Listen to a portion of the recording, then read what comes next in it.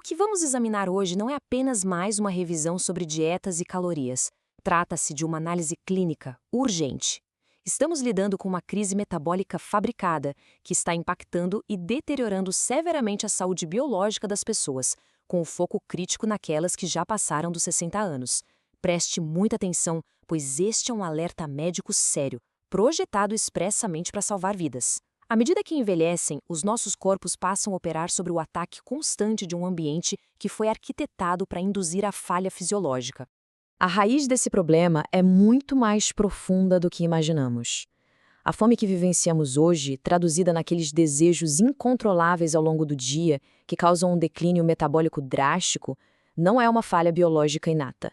E certamente não é uma mera falta de força de vontade da população. Os dados revelam isso de forma contundente. A fome moderna é, em grande parte, um produto que foi fabricado e, em seguida, vendido de volta para nós. É um sintoma corporativo, desenhado meticulosamente pela indústria para gerar lucro às custas da nossa saúde pública. Vamos entrar na nossa primeira sessão, a crise metabólica oculta. Para compreender a gravidade absoluta dessa situação, é essencial dissecar como o ambiente alimentar moderno degradou sistematicamente a nossa saúde metabólica basal. Essa fundação de saúde afeta criticamente o organismo de adultos maduros, cujo metabolismo compreensivelmente tem uma margem muito menor para lidar com toxinas. A biologia humana fundamental não mudou nas últimas décadas, mas o ambiente que alimenta essa biologia, sim. E aqui está um número que soa o alarme. 26 quilos, o equivalente a 57 libras. Em 1960, o consumo anual por pessoa de açúcar adicionado era de aproximadamente 23 libras. Hoje, esse número saltou vertiginosamente para assustadores 57 libras. Esse aumento exponencial é um dos principais motores do declínio fisiológico severo que observamos na prática clínica. Não estamos falando do consumo ocasional de uma sobremesa, mas de uma invasão tóxica e contínua na nossa rotina diária. E existe uma comparação clínica brutal entre a nossa hidratação básica e o que se configurou como uma patologia moderna. Itens biológicos que eram totalmente benignos foram profundamente corrompidos. Um café preto tradicional na década de 1960 era uma bebida inofensiva contendo apenas 2 calorias.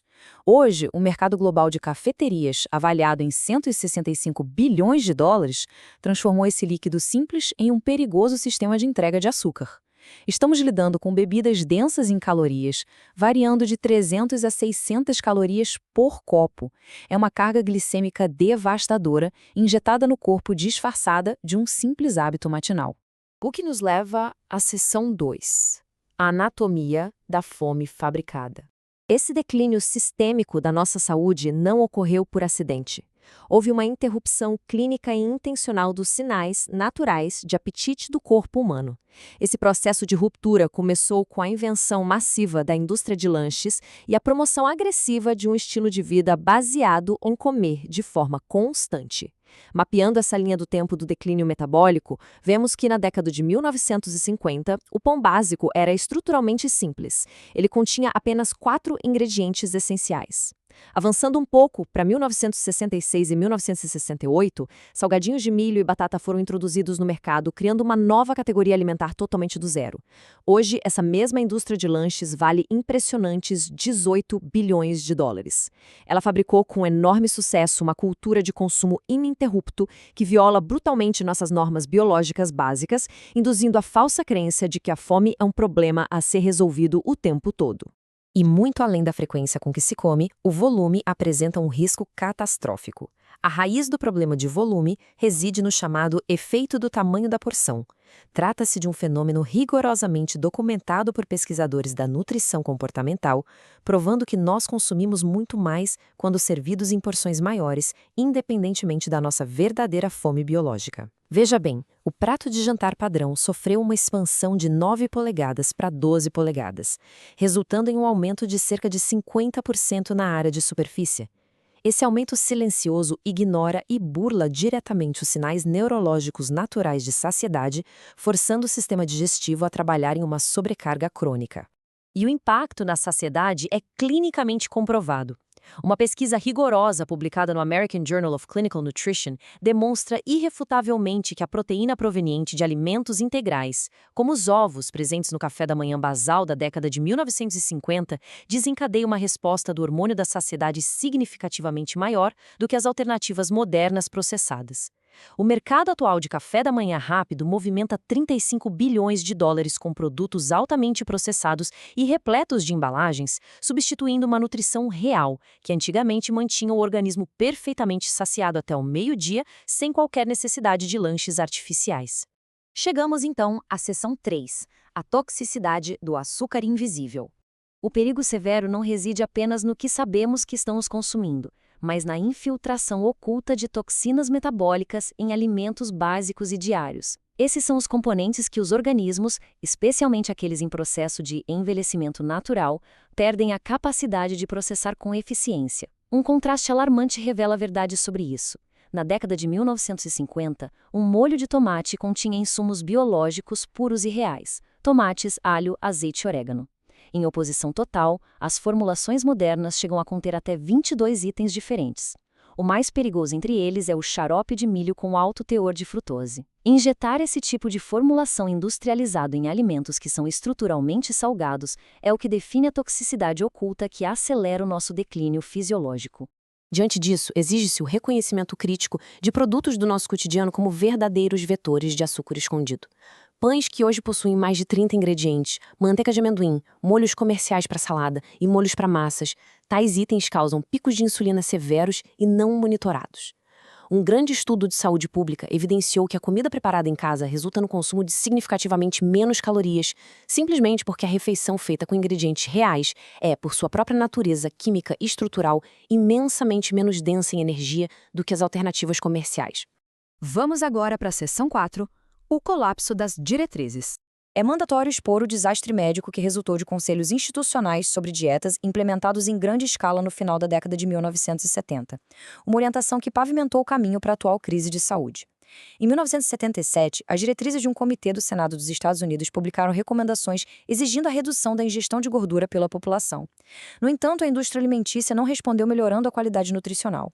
Como gordura é o alimento responsável pelo transporte do sabor nos alimentos, a solução industrial para preencher o vácuo deixado por sua remoção foi substituir as gorduras naturais saturadas por açúcares adicionados e processados.